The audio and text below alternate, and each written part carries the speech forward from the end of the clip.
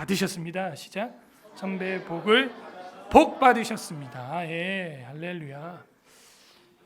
우리 좀 다시 시작하는 마음으로 기지개를 한번 켜겠습니다. 오늘 왜 이렇게 피곤한지. 어제 남녀전도 MT를 끝내고, 그죠? 고개도 한번 돌리시고.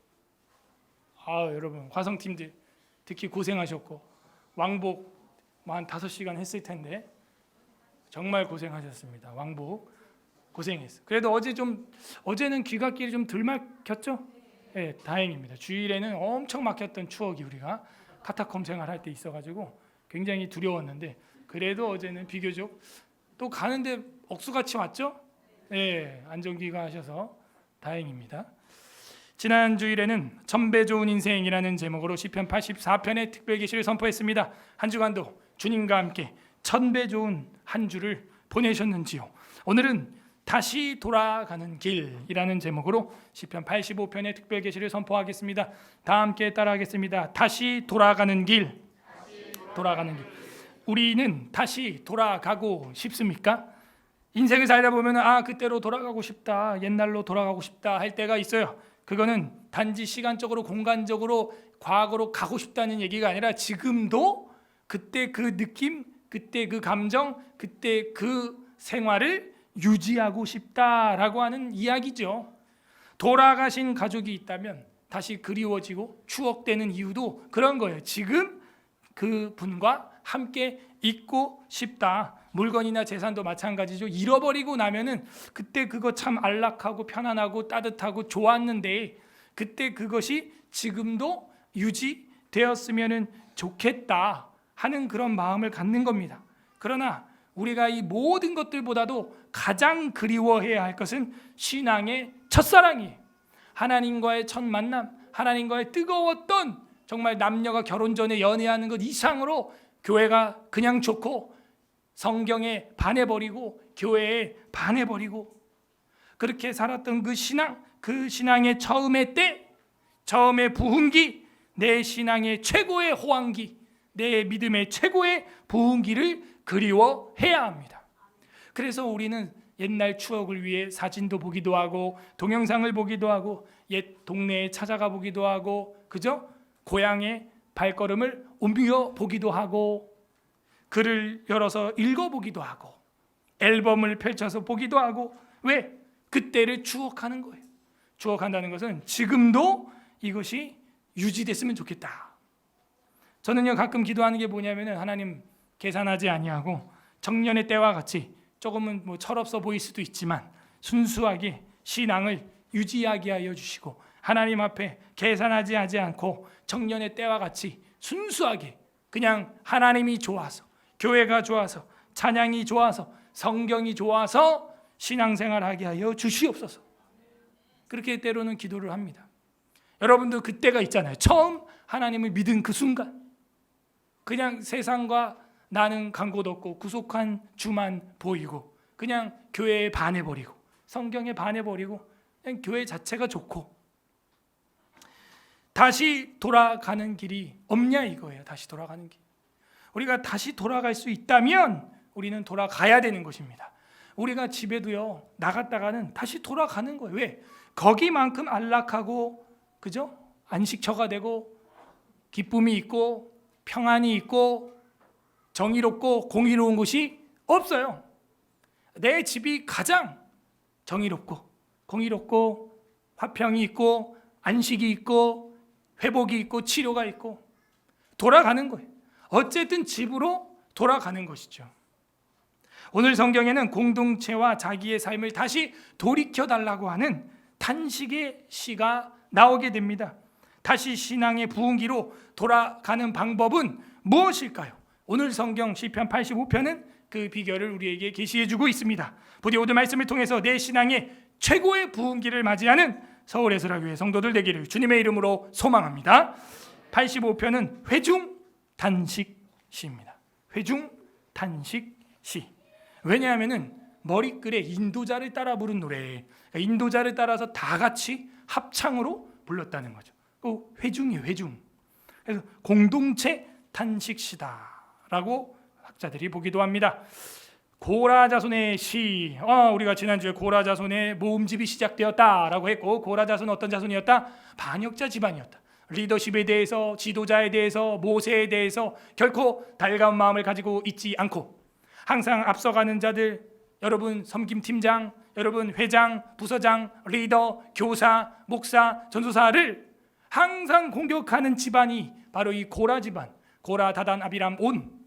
이들이 결국에는 모세를 대항하다가 땅이 갈라져 죽고 제단에 불이 솟아나와 타 죽고 그랬던 집안이 어떻게 깃딧에 맞춘 노래를 지난주 84편에 부르기 시작하면서, 그죠? 이 집안이 어떻게 하나님 앞에 나와서 찬양하는 찬양대가 되었냐?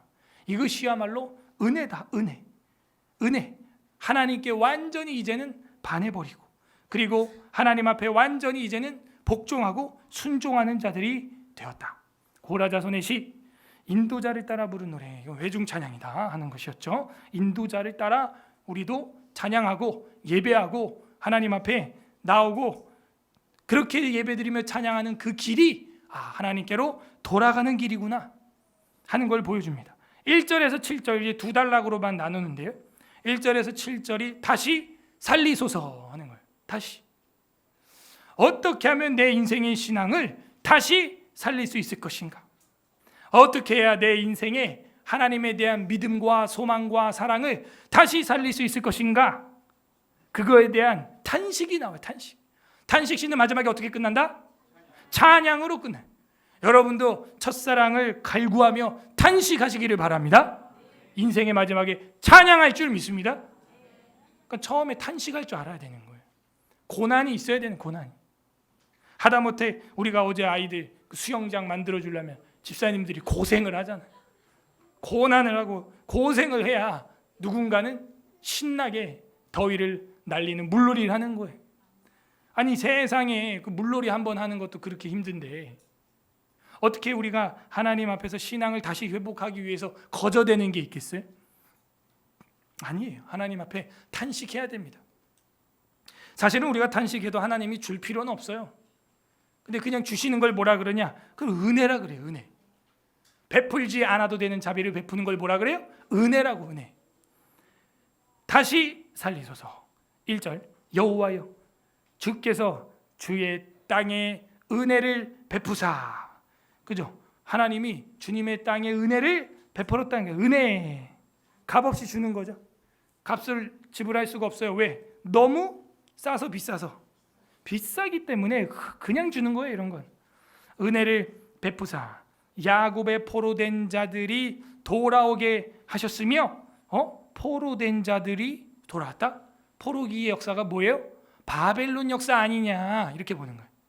그래서 이제 두 가지 학설이 있습니다. 이 85편이 언제 쓰여졌냐? 에스라 느헤미야 시절쯤에 포로 귀환 때쯤에 쓰여졌다라고 보는 사람이 있고, 어떤 사람은 안티오코스 에피파네스라고 하는 주전 200년대에 있었던 성전을 파괴하고 돼지피를 뿌리고 부정한 짓을 했던 그 안티오코스 에피파네스 때 일이다 라고 보는 사람도 있는데, 그 후자가 존 칼빈이에요.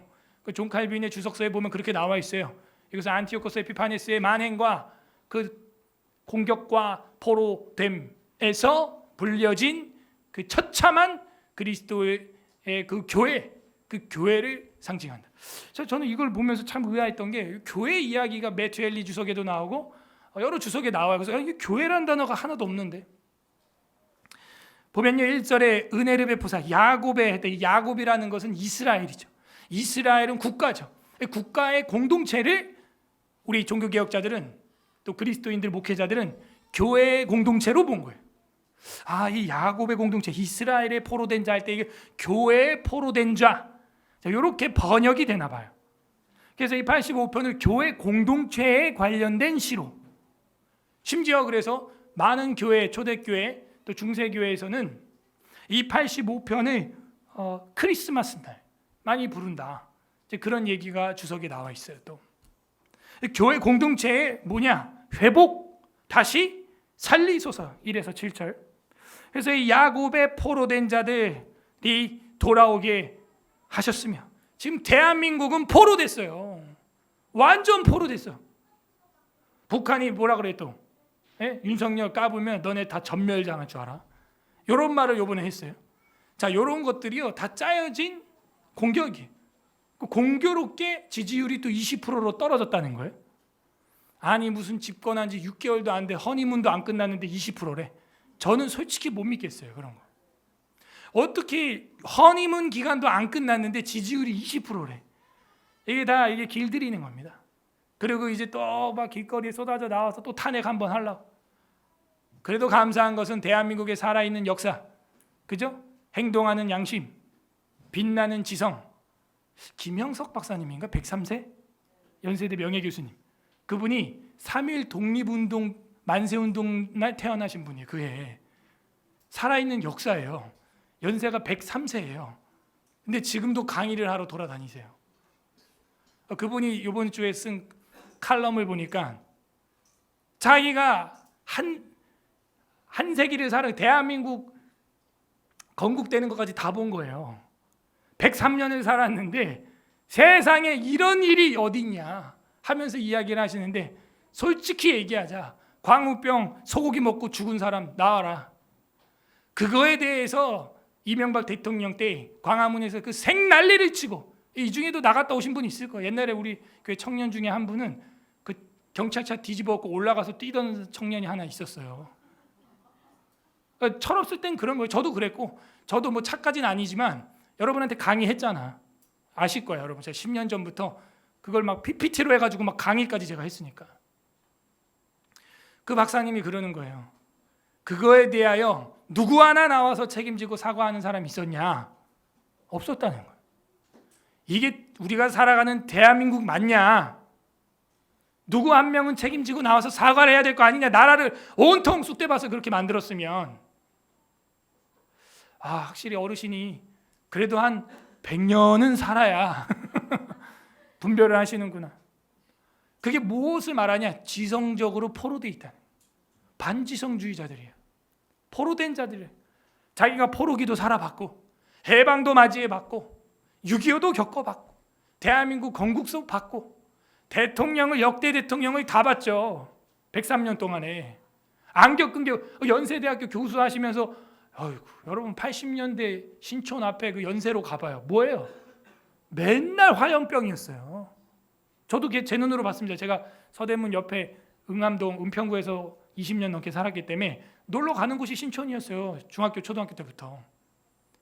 그러면 어떤 때는 맨날 화염병 막 짱돌 던지고 막 이런 거 제 눈으로 봤어요. 막 연세대 불타는 것도 저는 봤습니다. 제가 그 정문에 바로 붙어 있는 그 건물이 하나 있는데 그냥 막 연기 펄펄 나는 거예요.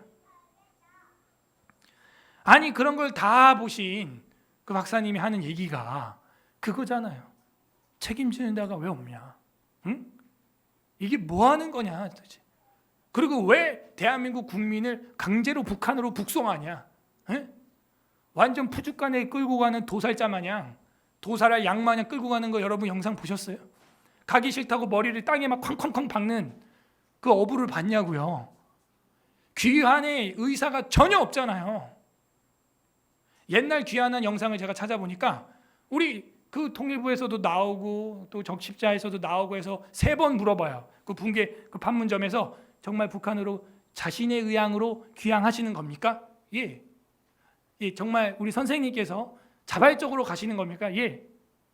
예, 이건 뭐 어떤 강요나 강압 없이 그냥 자원하는 마음으로 가시는 거죠. 예. 딱 하고 딱 건너 그냥 자기 발로 가방 들고 혼자 건너가요.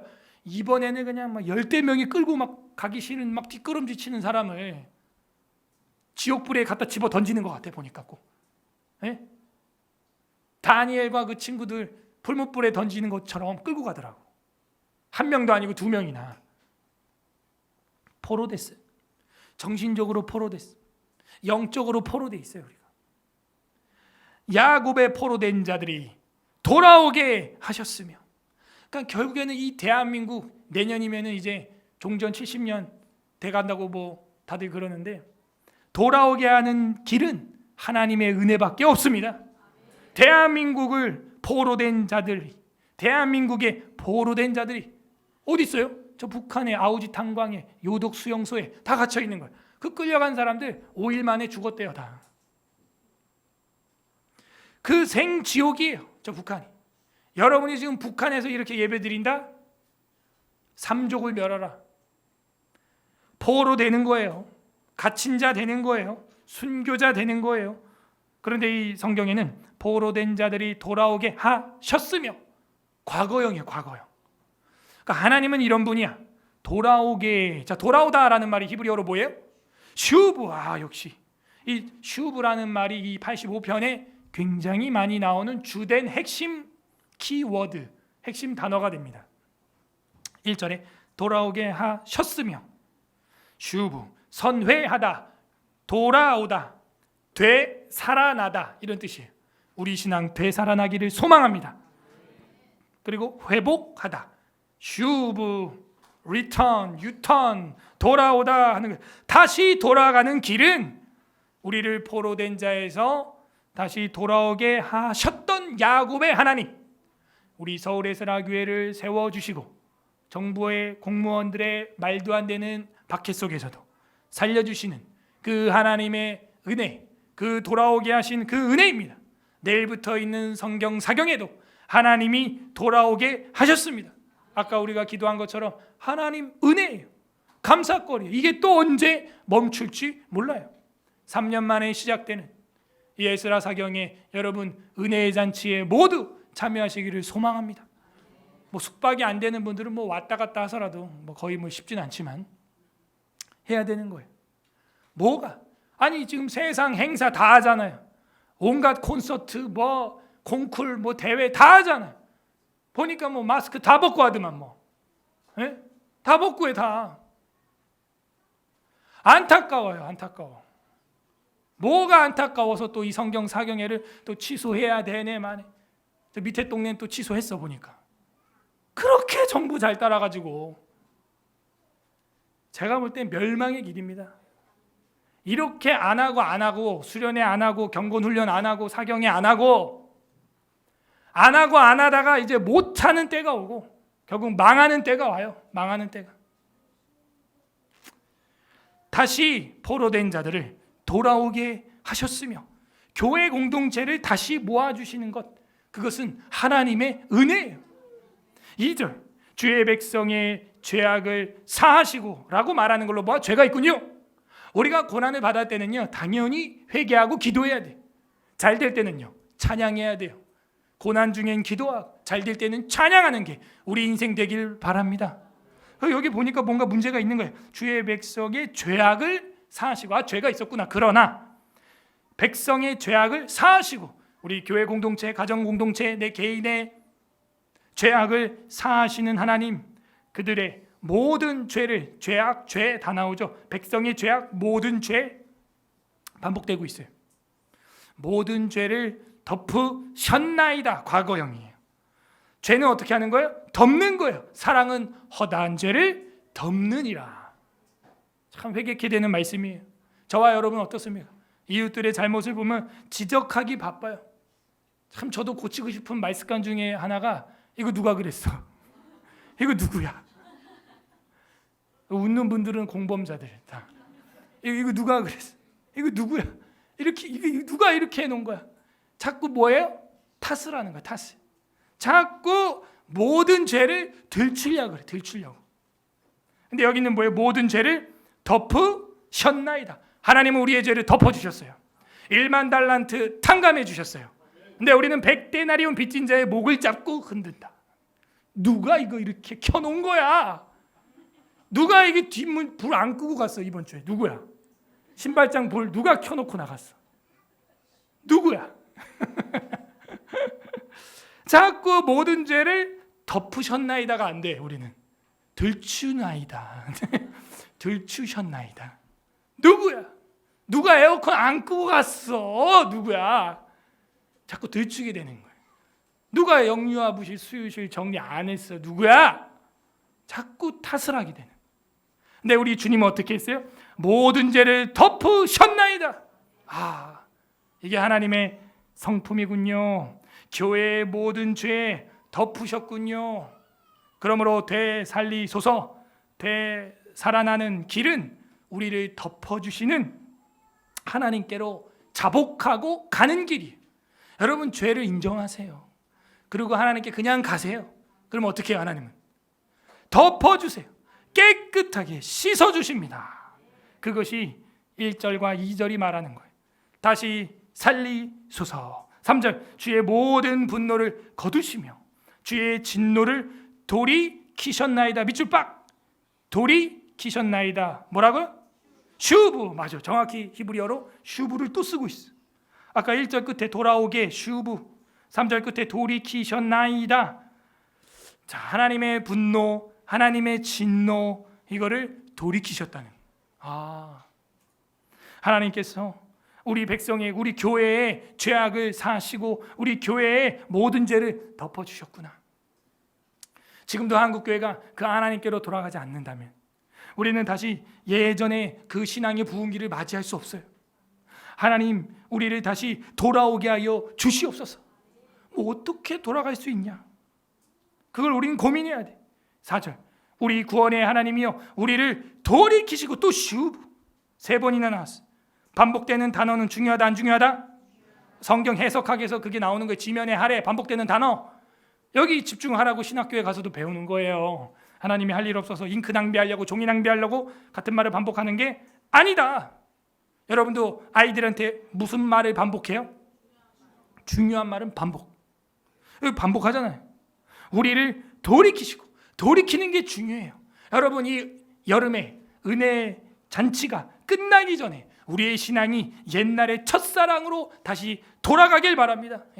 청년의 때와 같이 처음 믿었던 순간의 때로 돌이키시길 바랍니다. 돌이키시고 우리에게 향하신 주의 분노를 거두소서. 3절에 분노, 진노, 4절에 분노. 자, 돌이키지 않으면 무슨 일이 있냐? 사고 나는 거예요. 역주행하면 어떻게 돼요? 사고 나요. 돌이켜야 돼요. 우리 신앙도 마찬가지예요. 방향 설정 잘못하고 차선 위반하고 중앙차로 넘어가서 잘못 가고 있으면 돌이켜야지. 돌이키지 않으면 분노, 진노, 분노를 당하게 된다. 5절 주께서 우리에게 영원히 노하시며 대대 진노하시겠나이까? 그러니까 하나님께서 역사하시는데 한 번 화를 잘 안 내지만 한 번 화를 내면 영원히 화를 낼 수가 있어요. 여러분, 화 안 내는 사람이 한 번 화나면 되게 오래 가죠? 그런 거예요. 하나님은 뭐 몇백 년 만에 한 번 화내십니다. 그래서 그분은 우리처럼 죄가 있는 분도 아니기 때문에 한 번 화를 내면 그거는 끝일 수 있어요. 그러므로 시인은 기도합니다. 영원히 노하시며 대대히 진노하시겠나이까? 살려주세요. 6절 주께서 우리를 다시 살리사.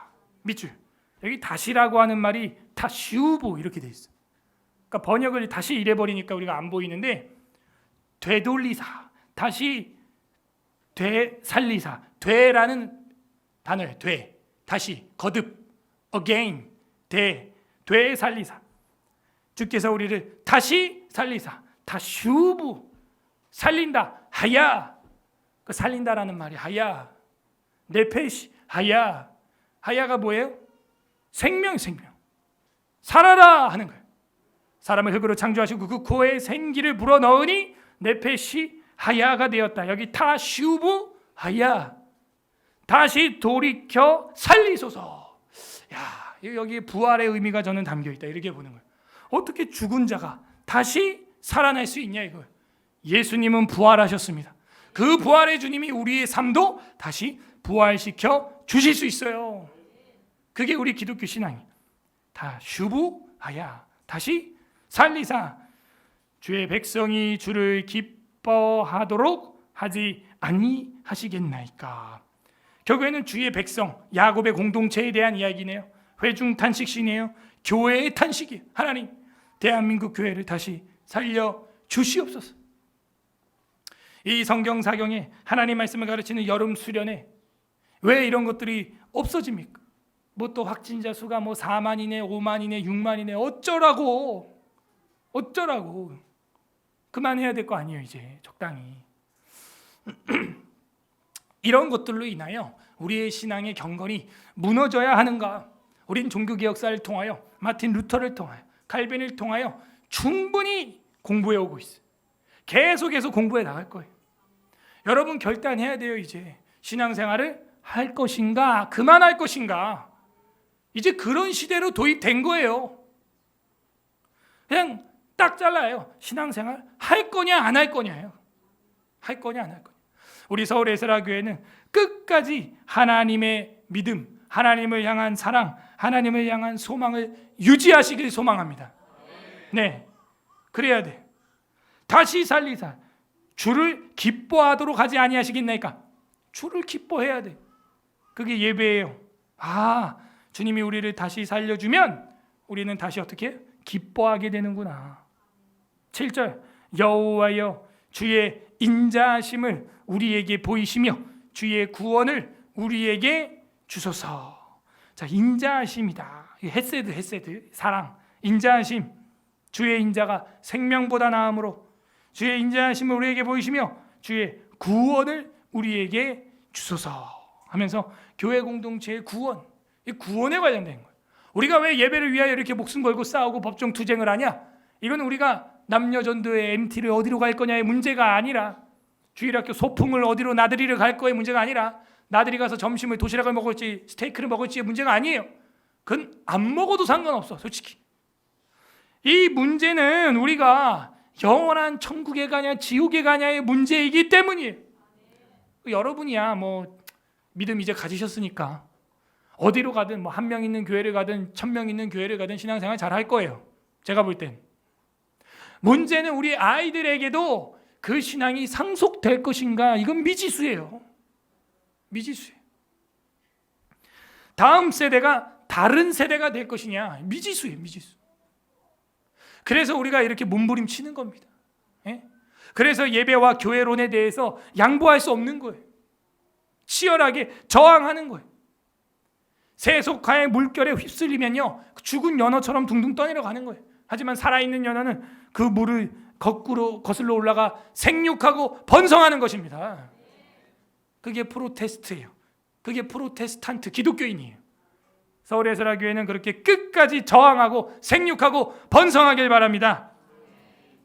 여기에 7절에는 주님의 인자하심이 바로 그렇게 주님께로 돌아가는 자, 슈브하는 자에게 뭐가 있다? 구원을 우리에게 주신다. 결국 믿음의 결국은 뭐예요? 구원이에요. 구원. 여러분, 구원을 받는 자들이 바로 누구냐? 야곱의 포로된 자에서 해방받고 다시 주님께로 나가며 돌아가서 주님의 분노와 진노와 분노를 피하는 그 자들, 하나님의 인자하심을 덧입은 자들, 그들이 구원받는 백성이다. 다시 살리소서. 다시 돌아가는 길을 보여주고 있는 겁니다. 그럼 뭘 해야겠어요? 제일 먼저 죄를 인정하라고 1절 2절에서 말한 거예요. 너희들의 백성의 죄악을 사하시고 모든 죄를 덮으시는 하나님, 먼저 우리의 죄를 하나님 앞에 회개해야 돼. 그 김영석 박사님이 하는 얘기가 그거예요. 광우병 사태 일으킨 주동자 누구야? 나와라. 북한으로 그 북송한 사람 주동자 누구야? 나와라. 일단은 죄를 드러내고 자복하고 정리하고 가자. 이 대한민국이 이래서 되겠냐? 응? 저 퀴어 동성애 축제 서울시청에 열어준 사람 누구야? 자복하고 뭐 그 사람 이미 세상 떠나가지고 뭐 끝났지만 정리해라. 그거 잘못된 거다. 정리가 돼야 되는 거예요. 정리가. 우리도 우리 속에 있는 썩어가는 것들. 여러분, 이 더운 여름에요, 그 음식 썩어가는 거 보세요. 빨리 꺼내 버리지 않으면요 그 팔이 꼬이고 초팔이 꼬이고 구데기 꼬여요. 죄도 마찬가지. 내 속에서 꼬이 그냥 가둬두면요 그 썩어서 나중에 냄새 납니다. 구더기생, 구데기, 벌레, 똥파리들 막 득실거려요. 빨리 버려야 돼. 썩은 건 버려야 될 줄 믿습니다. 네. 여기 보면은 결국에는 그렇게 해서 모든 죄를 드러내면 뭐 하는 거다? 슈브, 되살아나는 거예요. 회복되는 거예요. 선회하는 거예요. 돌아가는 거예요. 8절에서 13절 정의와 평화의 입맞춤. 이런 표현은요 어느 책에도 없어요. 성경 무조건 봐야 돼. 문해 창작 부분에서 특히 종사하시는 분들은 성경 안 보고 글 쓴다. 그거는 이 땅의 언어로 사는 거예요. 하늘의 언어예요. 정의와 평화의 입맞춤. 조금 어렵습니다. 제가 볼 때는 왜 갑자기 8절부터 13절까지 정의와 평화의 입맞춤이라고 하는 엄청난 시적 표현이 나오는지 이해가 안 됐어요. 처음엔 마치 다른 시를 갖다 두 개를 붙여놓은 것처럼 이해가 안 되는 거예요. 그 히브리어 원서를 보도 그 원어를 보면은 이 7절까지, 그러니까 히브리어 책은 8절로 돼 있죠. 1절이 고라자손의 그 머리글이니까 그 8절까지 한 달락 이렇게 들어쓰기가 돼 있어요. 그 9절부터 들여쓰기가 돼 있거든요. 그래서 8절부터 구분되는 게 확실한데 이게 두 개의 시를 붙인 거냐? 왜냐하면 이 뒤에 보면은 뭐 정의가 평화와 입맞추고 이런 사랑스러운 분위기가 그 위에 거하고 안 맞거든요. 완전 대반전이 일어나거든요. 근데 그 반전을 이해하게 하는 구절이 8절이에요. 8절 중요하죠. 8절 진실로 그의 구원에 대한 이야기잖아요. 8절 다시 내가 하나님 여호와께서 하신 말씀을 들으리니. 어떻게 그렇게 치열하게 죄를 자백하고 하나님의 분노와 진노 앞에 벌벌 떨고 주님께 다시 돌아가야 된다고 외쳤던 시인이 정의와 평화가 입맞추고 이런 사랑스러운 노래를 부르게 되었냐? 8절이에요. 8절 내가 하나님 여호와께서 하신 뭘 들었어요? 말씀을 들으리니. 그러니까 하나님 여호와께서 하실 말씀이 앞으로 하실 말씀을 기대하는 거예요. 그러면 아까 1절과 2절에서 봤던 것처럼 돌아오게 하셨나이다 과거가 돼. 모든 죄를 덮으셨나이다 과거가 돼. 어떻게 그 은혜를 맛보는 과거를 간직하는 성도가 되냐? 미래에 선포될 하나님의 말씀을 받는 자가 바로 그 깨끗한 죄사함을 입은 과거를 간직하는 성도가 된다. 좀 어렵죠? 잘 기억해봐요. 여기 8절에서 여호와께서 하실 말씀, 미래형이죠. 미래에 선포될 모든 말씀을 내가 순종할 준비를 한 자가 하나님이 베푸는 사죄의 용서를 경험한 과거를 가진 자로 살아가게 된다 하는 거예요. 여호와께서 하실 말씀이 따바르가 뭐냐? 태초에 선포하신 말씀, 따바르 하나님의 말, 그 말씀을 들으리니. 자, 들으라 이스라엘아, 기억나요? 쉐마야, 정확히 쉐마 이렇게 돼 있어. 결국에는 이 야곱의 포로된 자들이 회복될 수 있는 유일한 길은 하나님의 말씀을 듣는 거예요. 내일부터 4박 5일 실컷 들으시길 바랍니다. 믿음은 어디서 나요? 들음에서 나는 거예요. 들음은 그리스도의 말씀으로 말미암으니라. 로마서 10장에 나오는 거죠. 들어야 돼요. 이스라엘아 들으라. 여기도 하실 미래의 말씀을 들으리니. 무릇 그의 백성, 그의 성도에게. 이 성도라고 하는 말은요, 하시드, 복수형으로 하면 하시딤이 되는 거예요. 들어봤어요? 하시딤. 그 경건한 사람이라는 말이 조금 더 정확해. 우리는 성도 이러니까 뭐 카다시 이렇게 생각할 수 있는데 아니에요. 하시딤은 경건한 사람, 경건하게 훈련된 사람. 여러분, 경건 훈련이 뭐냐? 기도와 말씀과 찬양과 전도예요. 이거 경건 훈련이라고 하는 겁니다. 우리 교회도 경건 훈련 일지, 경건 일지를 판매하고 있죠. 만들어서 여러분 쓰고 있어요. 요즘에 쉽지 않죠. 경건 일지. 내일부터 4박 5일 사경회가 뭐냐? 사경건회인 거예요. 사경회는 진짜 경건회가 경건회. 그래서 여기 성도들이라는 말이 나왔죠. 처음 나왔어요. 이 성도가 누구예요? 그러면 죄를 자백하고 분노를 면하고 하나님께 돌아가 인자의 하심을 덧입고 구원을 받아 하나님의 말씀을 들을 자, 쏴마 하나님의 말씀을 들을 자, 그들이 누구냐? 성도라는 성도. 나는 성도인가? 그의 성도들에게 화평을 말씀하실 것이라 하면서 화평이 나왔죠. 왜? 지금 전쟁 중이니까, 포로 중이니까, 정신적으로 육체적으로 포로되었으니까. 대한민국도 전쟁 중입니다. 지금 잠깐 쉬고 있는 정전 협정을 맺었을 뿐이에요. 종전이 아니라고요. 전쟁 중이란 말입니다. 그래서 성도들에게 화평을 말씀하실 것이라 하면서 화평이라고 하는 단어에 집중을 하기 시작합니다. 화평이 뭘까요? 샬롬. 샬롬. 안녕하세요? 안녕하셨어요? 샬롬. 안녕이 얼마나 중요한지 우리 인사는 그 안녕이 안녕. 그죠? 좋은 아침, 좋은 점심, 좋은 저녁이 아니라 안녕하십니까? 식사하셨습니까? 워낙 못 먹던 나라였기 때문에 인사가 아침에 식사하셨습니까?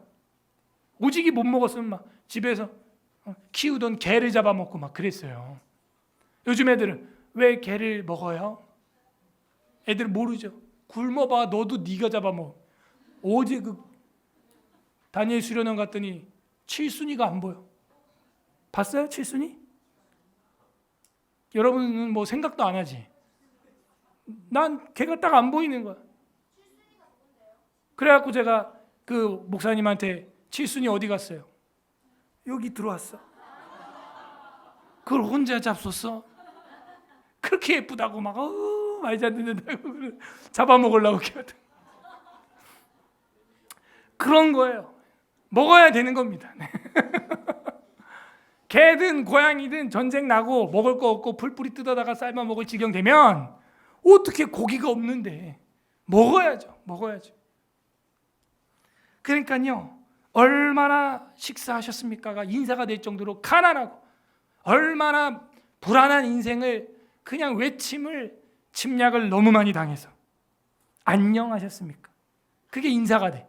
근데 우리랑 인사가 똑같은 나라가 있으니 이스라엘 샬롬. 하도 강대국 틈에서 아수르와 이집트 사이에서 150년 전쟁, 뭐 강대국 틈에서 포로기, 바벨론 포로기, 아시리아 포로기, 잠잠할 날이 없어. 잠잠할 날이. 그러니까 인사가 샬롬. 그리고 얼마나 평안하고 싶으면 도시 이름을 예루살렘 이렇게 지은 거야. 평화의 도시, 제일 시끄러운 도시. 그죠? 지금도 제일 시끄러운 게 평화의 도시야. 이름이 예루살렘. 얼마나 샬롬을 원하면 왕 이름을 샬로몬. 그죠? 샬롬이 있으면 그렇게 안 져요, 사실. 샬롬이 있으면 그런 이름 짓겠습니까? 그거를 갈망하기 때문에 계속 쓰는 거예요. 그 용어를. 지금도 샬롬이 없어요.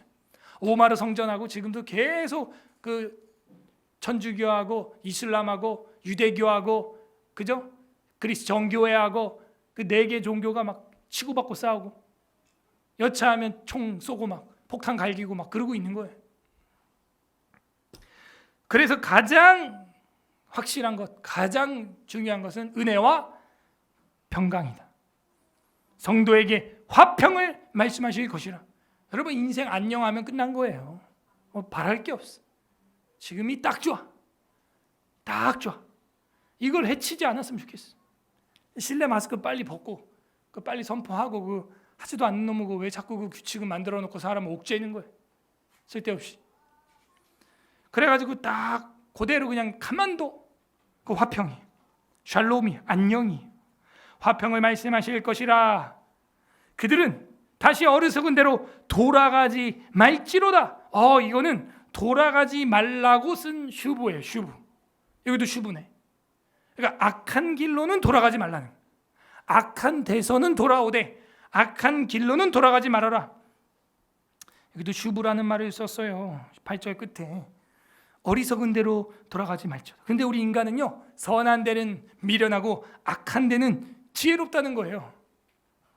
로마서에 보면 그렇게 나와 있어요. 우리 인간의 본성.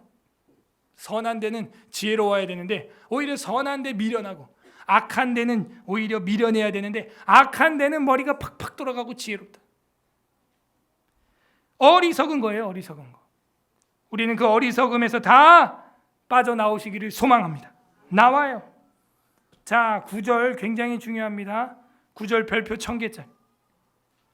자, 하나님의 말씀을 듣고 나면 어떻게 됐냐? 진실로 그의 구원이 그를 경외하는 자에게 가까우니. 와, 여러분 누가 구원받는 자냐? 누가 구원받았는지 안 받았는지 우리가 판단할 수 있냐? 물론 판단할 수 없지만 분별을 해본다면 주님을 두려워하는 자, 경외하는 자에게 구원이 가깝다는 거예요. 나는 하나님을 경외하고 두려워하고 있는가? 그 경외심으로 오늘도 주일 예배에 나온 줄로 믿습니다. 그 경외심과 동시에 사랑이 같이 곁들여 있어야 돼. 이게 손바닥과 손등과 같아. 손바닥이 가면 손등은 자연스럽게 가는 거예요. 양면성이거든요. 그죠? 그러니까 하나님을 향한 두려움, 경외심이 있는 반면에 사랑이 있는 것이죠. 그죠? 여러분도 가족들 또 부부간에도 사랑스럽죠? 사랑스럽죠? 면서도 경외심이 있죠? 없어요? 그래서 여러분 밤늦게 다른 이성과 연락 안 하잖아요. 잘. 그죠? 그 하다가 우리 아내는 남편한테 걸리면 이게 또 화근이 되거든. 그러니까 경외심을 가지고 그런 일은 안 한다. 그죠? 아멘을 안 해요. 사랑과 경외심이 같이 간다. 같이. 여기 보면은 누가 구원에 가까운 자냐? 그의 구원이 그를 경외하는 자에게 가까우니 영광이 우리 땅에 머무르리다. 그러니까 뭐냐면요, 하나님과의 화평, 하나님과의 두려워하는 그 경외심, 사랑, 그걸 가지고 있는 자는 그야말로 하늘에는 영광이요 땅에는 화평이 깃들게 된다 하는 거예요. 자, 요 뉘앙스를 어디서 많이 들었죠? 천사들이 예수 그리스도의 탄생을 목자들에게 알릴 때, 그죠? 하늘에는 영광이요 땅에는 기뻐하는 자들에게 화평이로다. 그게 뭐예요? 하나님의 정의와 화평의 입맞춤이라는 거예요. 이거 좀 고차원적인 이야기인데 10절 나옵니다. 읽어보세요. 10절 시작. 인애와 진리가 같이 만나고 인애 사랑과 진리가 만났어. 미팅을 했대. 미팅 만나고 의는 정의를 말. 정의, 공의, 정의, 제데크 이렇게 돼 있어. 정의와 화평. 화평은 뭐라고요? 샬롬. 맞아요. 정의와 샬롬이, 정의와 화평이 서로 입맞추었으며, 와, 이게 어떻게 양립되죠? 정의는 왠지 칼을 휘두를 것 같고 방망이를 내려칠 것 같잖아요. 재판을 할 것 같잖아요. 정의가. 근데 화평, 샬롬, 안녕, 샬롬과 이게 어떻게 하나가 되냐 이거예요.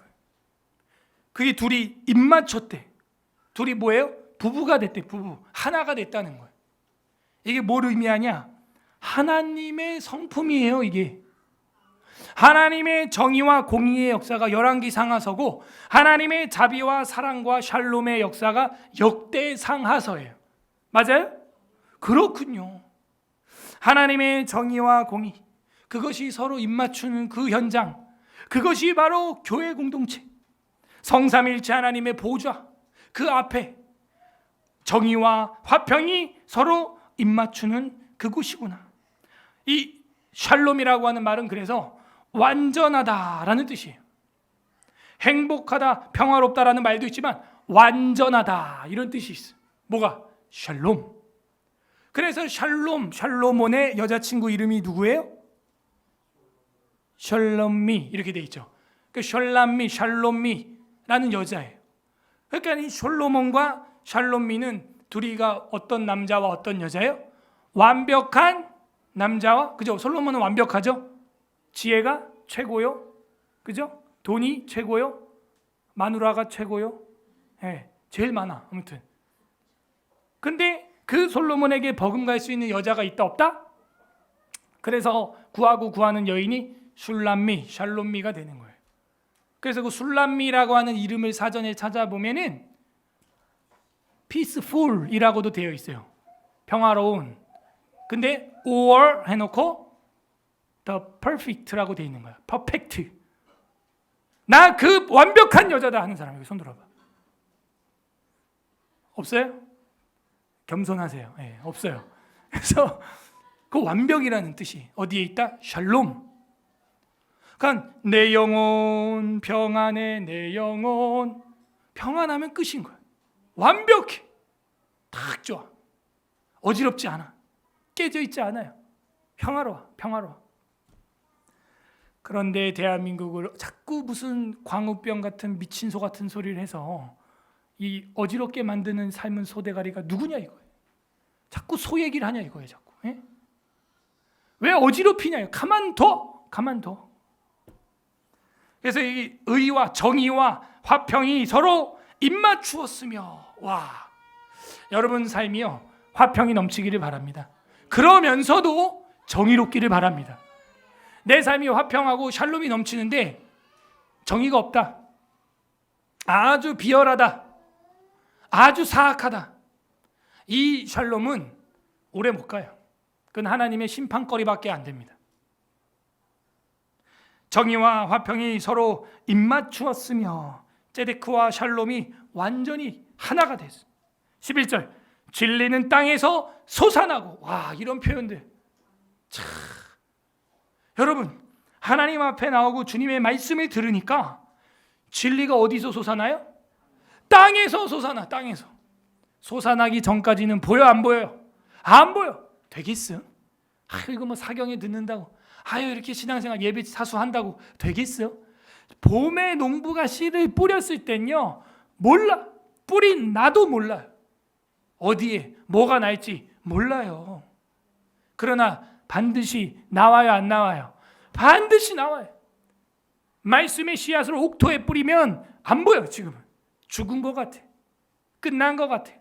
반드시 싹이 나올 줄 믿습니다. 살아나는 거예요.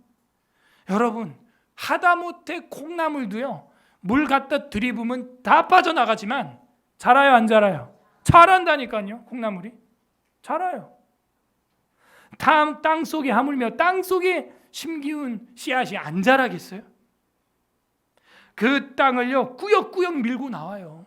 뿌리를 내려요.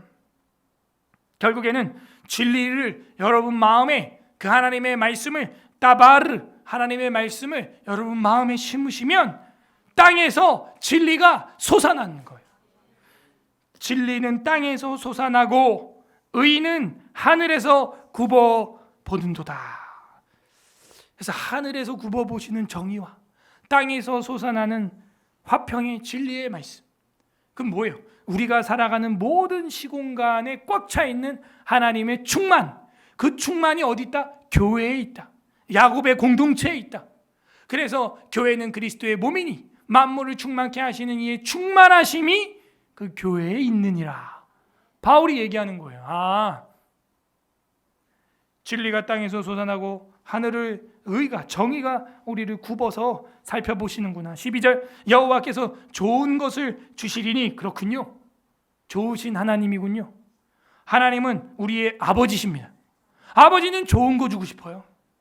생선을 달라는데 누가 뱀을 주고, 떡을 달라는데 돌멩이를 줄 아버지는 밥상 앞에 없어요. 아버지는요 다 그 가시, 생선 가시까지도 발라주는 줄 믿습니다. 여러분 담임 목사도 비닐 장갑을 끼고 아이들 다 발라주는 줄 믿습니다. 네. 그게 아버지 사랑이. 아이들이 나중에 나이 먹으면 그게 생각이 난다니까. 우리 아버지는 다 그 가시를 발라주셨지. 손으로 비닐 장갑 끼고 뜨거 하면서 발라주셨지. 그리고 자기는 그 뼈와 생선 대가리만 쪽쪽 빨아 드셨지. 제가 그러면서 내 어머니가 생각나는 거예요. 왜 우리 어머님은 생선 대가리와 그 내장 부분을 막 아작아작 씹어서 쪽쪽 빨다가 뱉는지, 그제서 이제 알아가는 것이죠. 응? 알아가는 거예요. 좋은 걸 주고 싶은, 살코기만 주고 싶은 게 아비의 마음. 하나님이 여러분, 하나님 아버지가 살코기 다 먹고 여러분 뼈 주겠어요? 여러분 그렇게 믿으면 안 돼요. 그러면 어떻게 되는 줄 아세요? 내가 정말 그렇게 그 뿌리지 않는 데서, 흩지지 않는 데서 내가 그렇게 거두는 자를 네가 알았냐? 그러면 별일이라도 줘가지고 말이야, 돈을 남겨야 되지 않았어? 어떻게 너는 주인을, 아버지를 그렇게 생각했냐? 그렇게 괴팍한 고리대금업자처럼 생각했어? 그 한 달란트 받은 자의 심령이 그건 거예요. 뿌리지 않은 데서, 심지 않은 데서 거두시는 줄로 알아가지고 자기는 잃어버릴까 봐 묻어놨다는 거야. 그러니까 더 화를 내시면서 내가 그런 주인 줄 알았으면 그거 별일이라도 줘갖고 이자라도 받지 그랬냐. 그 말은 뭐냐면 난 그런 사람이 아니라 나는 그런 신이, 그런 아비가 그런 주인이 아니라는 거예요. 너에게 있는 달란트를 뭐 하라는 거예요? 충성하라는 거예요. 충성. 얻든지 잃든지 충성을 하라는 거죠. 충성. 여호와께서는 좋은 것을 주시리니 우리 땅이 그 산물을 내리로다. 그렇군요. 결국에는요, 땅에서 산물이 나온다. 진리를 땅에 심으니까 진리가 땅에서 솟아나는 거예요. 마지막 13절 다 같이 읽어보세요. 시작. 의가 주 앞에 앞서가며 주의 길을 닦으리로다. 결국에는 정의, 그 하나님의 정의가 앞서갑니다. 그리고 주님의 길을 평탄하게 닦아놓습니다. 그러면 어떻게 돼요? 시온의 대로가 펼쳐지는 거예요. 그리고 어떻게 돼요? 정의와 화평이 입맞춤하니까 다시 회복이 되는 겁니다. 다시 슈브 돌아오게 되는 거. 야곱의 공동체가 예배의 공동체로 예루살렘 시온 산성으로 돌아가게 되는 겁니다. 정리하겠습니다. 다시 돌아가는 길, 첫 번째 2절에서 본 것처럼 죄를 인정해야 돼요. 그래야 됩니다. 백성의 죄악을 사하시고 모든 죄를 덮으소서. 한국교회의 죄를 사하시옵소서. 나의 가정의 죄, 예배와 경건과 교회를 등하시했던 나의 이 죄, 주님 인정합니다. 그 인정해야 돼요. 그래야 주님이 덮어주는 거예요. 안 그러면 썩어서 악취가 나고 벌레가 생겨요. 다시 돌아가는 길 두 번째는 8절 하실 말씀을 듣는 거예요. 하나님의 말씀, 미래에 선포될 모든 말씀, 그거를 쉐마 듣는 거예요. 말씀을 경청하는 거예요. 하나님의 말씀을 경청하는 자는 다시 돌아갈 수 있게 됩니다. 세 번째 다시 돌아가는 길은 뭐냐? 하나님을 두려워하는 거예요. 9절에서 나와 있잖아요. 하나님을 경외하는 자가 구원이 가깝다 하는 거예요. 나는 하나님을 두려워하고 있는가? 나는 하나님을 경외하면서 하나님의 그 인자하심 사랑을 동시에 바라보고 있는가? 손바닥과 손등이 함께 움직이듯 정말 나는 그런 하나님을 바라보고 있는가? 아니면 한쪽으로 외골수로 치우쳐 있는가? 사랑과 진리가 만나야 되는 겁니다. 정의와 화평이 입맞춰야 되는 겁니다. 하나님의 사랑과 공의가 십자가 안에서 함께 이루어짐을 믿어야 되는 것입니다. 입맞추고 그러고 나서는 그것이 땅에서 샘솟는 피어나는 열매 맺는 은혜의 나무가 된다. 관련 구절 누가복음 2장 11절 14절 보겠습니다. 누가복음 2장 11, 14 신약성경 누가복음 2장 11절에서 14절입니다. 제가 읽어보겠습니다.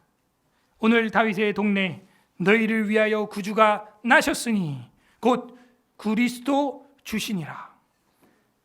너희가 가서 강보에 쌓여 구유에 누워 있는 아기를 보리니 이것이 너희에게 표적이니라 하더니 호련히 수많은 정군이 그 천사들과 함께 하나님을 찬송하여 이르되. 자, 14절 다 같이 읽어보세요. 시작. 지극히 높은 곳엔 하나님께 영광이요 땅에는 하나님이 기뻐하신 사람들 중에 평화로다. 지극히 높은 곳에는 하나님의 영광. 그게 정의예요, 정의. 그 다음에 땅에는 기뻐하는 사람들 중에 샬롬, 평화인 거예요. 예수님이 이 땅에 오니까 수많은 천군 천사가 외치는데 하나님의 영광스러운 정의와 화평이 입맞추었다 하는 거예요. 그러니까 최고로 공의롭고 정의롭고 사랑스러운 순간이 언제냐? 예수님이 이 땅에 태어났을 때라. 태어났을 때. 이게 시편 85편에서 찬양했던 내용이에요. 그래서 성탄절에 크리스마스에 이 85편을 초대 중세교회가 많이 불렀다는 거예요. 아, 그렇구나. 정의와 화평의 입맞춤. 그래서 태어난 분이 독생자라는 거예요. 우리 예수님은 아버지와 어머니의 이름이 있다면 정의와 샬롬인 거예요. 제데크와 샬롬이에요. 아, 그분이 바로 예수님이구나. 자, 이 누가복음 마지막 장 부분에 가면은 이걸 또 증명합니다. 24장 36절. 누가복음 24장 36절. 한 절 우리 합독하도록 하겠습니다. 누가복음 24장 36. 시작. 이 말을 할 때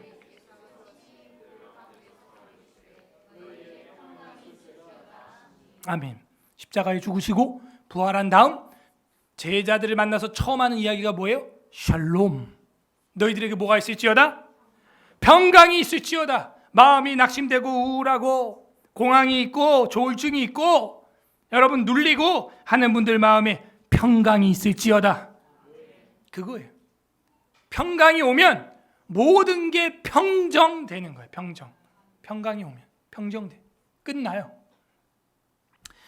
요한복음 20장 19절에도 여기 나옵니다. 요한복음 20장 19절, 이날 곧 안식 후 첫날 저녁 때 제자들이 유대인들을 두려워하여 모인 곳에 문을 닫았더니, 아니 하나님을 두려워해야 되는데 유대인들을 두려워했대요. 제자들은 잘못됐어. 문을 닫았더니 예수께서 오사 가운데 서서 이르시되 너희에게 평강이 있을지어다 하는 거예요. 내가 정의와 평강의 왕 아니냐? 뭐가 그렇게 두려워? 그리고 나서 성령이 이제 임하니까 사도행전 2장에 어떻게 돼요? 그렇게 꾹꾹 두려워서, 유대인이 두려워서 문을 닫았던 베드로가 어떻게 해요? 새벽에도 광장에 나가서 전도하는 것입니다. 감옥에 갇혔다가 천사가 풀어주는데 또 어떻게 해요? 또 다시 나가서 광장에서 전도하는 것입니다. 어떻게 이렇게 사람이 180도 바뀌어요? 그건 평강의 영이 임했기 때문이에요. 우리에게도 그 평강의 영, 하나님의 영, 그리스도의 영, 성령이 임하기를 바랍니다. 그러면요, 평화로다. 하늘 위에서 내려오네. 바랄 게 없는 상태, 그게 바로 샬롬, 평강. 그래서 예수님 마지막 인사가, 부활하신 후에 마지막 인사가 평강이 있을지어다. 평강이. 담대해지는 거예요. 성령이 임하니까 막 담대해. 평강을 뛰어넘고 정의가 뛰어넘어 자기 목숨을 주를 위해 살아가는 사람이 되는 겁니다. 웨스트민트 신앙고백서 제15장 생명에 이르는 회개 2항에 보게 되면은 이런 말이 있습니다. 회개로 말미암아 죄인은 자신의 죄가 위험할 뿐만이 아니라 더럽고 추악하여 하나님의 거룩하신 성품과 그의 은혜로운 율법에 반대되는 것임을 눈으로 보고 깨달음으로 해서 또한 회개하는 자들에게 그리스도 안에서 하나님의 긍휼을 베푸신다는 것을 깨닫게 될 때 자신의 죄를 슬퍼하고 미워하게 된다. 그거예요. 회개하는 자는 죄를 인정하고 죄를 미워하고 죄를 싫어하게 돼. 그리하여 모든 죄에서 방향을 돌려 하나님께로 향하게 된다. 슈브. 야, 이게 교리의 15장 2항에 있네요. 생명에 이르는 회개란 이런 거라는 거예요. 회개를 하게 되면 방향을 돌려, 죄에서 냄새나는 그 음식 쓰레기 같은 냄새나는 죄에서 돌려, 모든 죄에서 방향을 돌려 하나님께로 향하게 된다. 그리고 그의 모든 계명을 쫓아서 하나님과 동행하기로 작정하고 또한 노력하게 되는 것이다. 모든 계명들을 쫓아서 하나님의 말씀을 듣는 거예요. 여호와께서 하실 말씀을 들으리니 따바르를 쉐마, 들으리니 순종하리니, 그 모든 계명들을 쫓아서 하나님과 동행하기로 작정하고 노력하게 된다 하는 거예요. 아하, 이 사람이 바로 생명에 이르는 회개에 도달한 자구나. 오늘 어떤 아버지의 마음이 시편 85편에 나와 있습니까? 자녀를 다시 찾고 싶은 부모의 마음이에요. 하나님도 슈브, 돌아오라는 거예요. 아이를 잃어버려 봤어요? 잃어버릴 뻔 해봤어요? 얼굴이 하얘지고 머리가 하얘지죠? 하나님도 마찬가지. 자기 양을 잃어버리면 다윗이 자기 양떼를 잃어버린 것 같이 굉장한 충격을 받게 돼. 99마리의 양을 두고서라도 찾으러 가게 돼. 여러분이 빠지면 예배 자리에 없고 경건의 자리에 없고 말씀의 자리에 없으면 하나님이 당황해요. 여러분, 얼굴이 하얘져, 머리가 하얘져. 얘 어디 간 거야? 얘 어디 간 거야? 이게 아버지의 심정이에요. 다시 찾고 싶은 거죠. 그래서 우리가 지금 봤던 누가복음에는 잃어버린 것에 대하여 굉장히 많이 나와요. 초장부터 예수님을 잃어버려요. 마리아와 요셉이. 그리고 마지막 뒤에 가면 엠마오로 가는 두 제자가 예수님이 옆에 있는데도 잃어버려요. 그리고 이 누가복음에 나오는 게 잃어버린 드라크마 비유가 나와요. 잃어버린 아들의 비유가 나오고, 그죠? 잃어버린 것에 대하여 나오는 거예요. 그리고 누가 자신도 유대인이 아니에요. 헬라인, 이방인, 잃어버린 자였다는 거예요. 그 루카스라고 하는 이름이 뭐예요?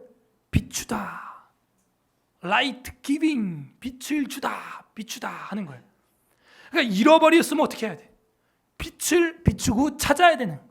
불 켜, 찾아야 돼. 잃어버린 것에 대하여 누가는 많이 기록하고 특출나게 혼자 기록하고 있어요. 하나님이 우리를 찾으십니다. 그 하나님의 품으로 돌아가야 돼요. 얼마나 기뻐하는지. 그 잃어버린 걸 찾고 나선 잔치하는 그 잃어버린 예화들의 비유를 보세요. 그 정도로 하나님이 여러분을 예배 가운데 찾고 기뻐하신 줄로 믿습니다. 아, 그렇구나. 이게 아버지의 마음이에요. 각자 적용해 보시길 바랍니다. 나는 죄를 인정하고 있는가? 말씀을 경청하고 따르고 있는가? 주님을 두려워하고 경외하고 있으므로 정의와 평화를 함께 누리고 있는가? 끝맺습니다. 우리 주 예수 그리스도께서는 우리의 신앙을 다시 살려주실 분입니다. 요한복음 21장 15절 보겠습니다. 마지막 성경 요한복음 21장 15절. 베드로에게 예수님이 질문하는데 부활하신 뒤에 질문하는 겁니다. 요한복음 21장 15절 시작. 그들이 조밥 먹은 후에 예수께서 시몬 베드로에게 이르시되 요한의 아들 시몬아 내가 이 사람들보다 나를 더 사랑하느냐 하시니 이르되 주님 그러하나이다. 내가 주를 사랑하는 줄 주님께서 아시나이다. 이르시되 내 양을 먹이라 하시고. 아멘. 이 사람들보다 나를 더 사랑하느냐. 그러니까 3번 주님을 저주하고 부인했던 베드로에게 3번 나를 사랑하냐고 물어보는 거예요. 다시 돌아올 수 있는 길을 3번 내어주시는 주님의 모습. 아침 식사하시고 나서, 그죠? 따질 수도 있잖아요. 너 왜 나 부정했냐, 나 왜 저주했냐 할 수 있는데 그게 아니라는 거예요. 이 사람들보다, 이 세상에 있는 것보다 나를 더 사랑하냐. 우리는 가끔 어때요? 세상 것을 더 사랑하죠. 세상에 혈안되죠. 세상 것 따라가느라고 눈에 뵈는 게 없어요. 정신이 없어. 자기가 하나님 앞에 해야 할 일도 다 잊어버릴 정도로 세상에 빠질 때가 너무 많아요. 3번 물어봐요. 요한의 아들 시몬아 네가 나를 사랑하냐? 그 사랑한다고 이야기를 하면요, 답변이 또 3번 똑같아요. 주님이 내 양을 치라, 내 어린 양을 치라, 내 양을 먹이라, 이런 이야기 하는 거예요. 하나님을 사랑하면은 가장 특출나게 표현되는 방식이 뭐냐? 리더가 되는 거예요. 속으로 모임을 인도하는 거예요. 구역장이 되는 거예요. 목회자가 되는 거예요. 전도자가 되는 거예요. 양을 치는 거예요. 그죠? 양을 친다는 의미가 뭐예요? 제자 삼고 전도한다는 것이죠. 그 예수님이 결국에는 베드로를 어떻게 만듭니까? 주님을 부인했던 자를 이제는 주님을 사랑하는 자로. 사랑은 허다한 죄를 덮으니까. 이렇게 베드로를 변화시켜요. 예수님은 자신을 3번 부인한 베드로를 찾아가서 다시 3번 돌아올 수 있는 길을 주신 거예요. 주를 위해 죽겠다는 베드로의 신앙을 다시 살려주셨어요. 옛날에도 죽는다 했거든요. 내가 주와 함께 죽을지언정 주를 부인하지 않겠나이다 해놓고 부인했다가 다시 주님이 돌아오게 해주셨죠. 여러분 하나님 앞에 가지고 있던 처음 사랑이 뭐예요? 처음 사랑보다 둘째 사랑이 더 커져야 될 것입니다. 셋째 사랑도 더 커져야 될 겁니다. 4번째 간증도 또 있어야 될 것입니다. 십자가 이전의 주님 앞에서는 베드로가 예수님을 부인했다니까요. 십자가 이후에 주님 앞에 선 베드로는 다시 돌아가는 길을 얻게 된 거예요. 이게 십자가의 능력이에요. 십자가 이전의 예수님의 모습은 자신에게는 부인할 대상이었고, 십자가 이후의 예수님의 모습은 자신이 목숨을 던질 대상이었어요. 십자가 앞에서 죄를 인정하고 말씀을 경청하고 주님을 경외할 때 3번 부인하고 저주했던 우리의 인생이 이제는 3번 신앙의 부흥기를 맞이하는 제자로 변화될 줄로 믿습니다. 부디 오늘 말씀을 날마다 묵상하고 내 인생에 가장 좋았던 신앙의 추억을 상고함으로 말미암아 여러분 다시금, 아니 이전보다도 더 뜨거운 믿음 충만한 부흥의 신앙기를 맞이하시길 주님의 이름으로 간절히 소망합니다. 우리는 다시 돌아가고 싶습니까? 설교를 생각하면서 우리 85편 읽어보겠습니다. 기도하겠습니다. 첫 번째로는 하나님 감사드립니다. 다시 돌아갈 수 있는 길을 예수 그리스도를 통하여 하늘에는 영과 땅에는 화평이 입맞춤으로 말미암아 길을 열어주신 것, 십자가의 은혜를 내어주신 것 감사드립니다. 하나님 다시 돌아갈 수 있게 해주심에 감사드립니다. 감사 기도하시길 바라고, 두 번째는 회개하시길 바랍니다. 내가 내 죄를 인정하지 못한 거에 대하여, 말씀을 경청하지 못한 거에 대하여, 하나님을 두려워하지 않은 거에 대하여 내가 회개합니다. 주님 용서하여 주시고 주님 십자가 앞으로 나가 주님의 정의와 화평이 입맞춤의 현장을 목격하게 하여 주시옵소서. 세 번째로는 간구하시기를 바랍니다. 하나님 나의 힘과 능력으로 돌아갈 수 없습니다. 주님의 말씀으로 우리를 이끌어 주시고 하나님의 그 헤세드, 하나님의 은혜로 우리를 인도하여 주시옵소서. 성령님 다시금 우리를 충만케 하사 다시 주님을 닮아가게 하여 주시옵소서. 세상 유혹 다 이기고 다시 주님을 닮아가는 인생이 되게 하여 주시옵소서. 간구하는 기도도 올려드리도록 하겠습니다. 우리 다 함께 기도합니다. 하나님 아버지 감사드립니다. 주님의 은혜와 사랑 가운데 저희를 초대하여 주시고 다시 돌아갈 수 있는 길을 열어주시니 감사드립니다. 하나님께서 다시 열어주신 이 길에서 우리가 하나님의 말씀을 가지고 이제는 오직 나의 죄를 인정하고 하나님의 말씀을 경청하고 하나님을 두려워하는 마음으로 나가게 하여 주시옵소서. 성령 하나님, 우리가 세상 유혹을 이기기를 소망합니다. 다시 주를 닮아가기를 소망합니다. 우리의 힘과 능력으로 불가능하오니 하나님 도와주시옵소서. 성령님 도와주시옵소서. 하나님 우리가 우리의 죄를 인정하지 못했던 것들을 용서하여 주옵소서. 주님의 말씀을 경청하지 않았던 것들을 용서하여 주옵소서. 하나님을 두려워하지 않았음을 용서하여 주옵소서. 하나님을 경외하는 마음과 하나님을 두려워하는 마음이 우리 가운데 거하게 하여 주시옵소서. 그리하여 내 영혼이 다시금 세상 유혹을 다 이기고 주님을 바라볼 수 있도록 인도하여 주시옵소서. 그리하여 우리가 이제는 성령 하나님과 동행함으로 말미암아 주님과의 첫사랑 회복하게 하여 주시고, 첫사랑뿐만이 아니라 두 번째 오는 간증, 세 번째 오는 은혜의 간증, 네 번째 오는 은혜의 파도도 우리가 함께 강같이 넘쳐나는 은혜를 맛보아 알게 하여 주시옵소서. 다시 돌아가게 하여 주시옵소서. 말씀으로 돌아가게 하여 주시고, 우리가 이제는 심겨진 그 말씀을 찾아갈 때 땅속에서 솟아나는 진리의 말씀을 목격하게 하여 주시옵소서. 사경회를 통하여서도 하나님의 말씀이 30배, 60배, 100배의 결실을 맺는 것을 우리가 경험하게 하여 주시옵소서. 다시 한번 우리를 말씀으로 성령으로 채워 주시옵소서. 다시금 돌아갈 수 있는 말을, 주님 닮아갈 수 있는 말씀을 우리에게 허락하여 주시옵소서. 예수님 이름으로 기도합니다.